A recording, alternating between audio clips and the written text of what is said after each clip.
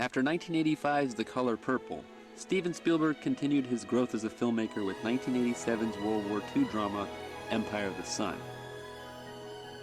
Based on an autobiographical novel by J.G. Ballard, Empire of the Sun tells the story of Jim Graham, played brilliantly by a very young Christian Bale, as he is separated from his parents during the Japanese occupation of Shanghai. Originally a film to be directed by the legendary British filmmaker David Lean, Spielberg took over the project only after Lean suggested the story was more akin to his sensibilities than his own.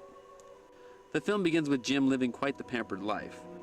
Although this is set during wartime, little can shake Jim's daydreams of airplanes, his going to costume parties, his ordering of servants around, his riding of bikes with toys set afire, until the Japanese move in and take control.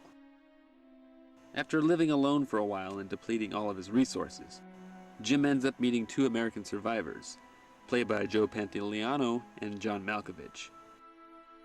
They are eventually caught and placed in an internment camp where Jim spends the next few years growing up, learning all of the ins and outs of survival, taught to him through his on-again, off-again relationship with Malkovich. The film has all of the hallmarks of Spielberg excellence, the outstanding compositions of each shot, John Williams' soaring score, fine performances from the cast, gorgeous cinematography, familiar themes of childhood and loneliness. Everything one would expect from a Spielberg film.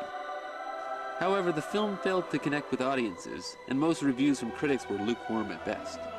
Spielberg, up to this point, had excelled at conveying human emotions on screen, but this time the film can come across as distant and cold.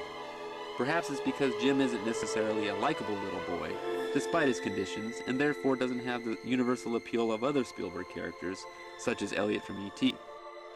Despite the less than stellar acclaim at the time of release, Empire of the Sun has gone on to become much more beloved as the years pass, usually being cited as one of Spielberg's most underrated films. Returning back to blockbuster mode for his next film, Steven Spielberg once again brings out the now iconic man with the fedora, and this time he's bringing his dad.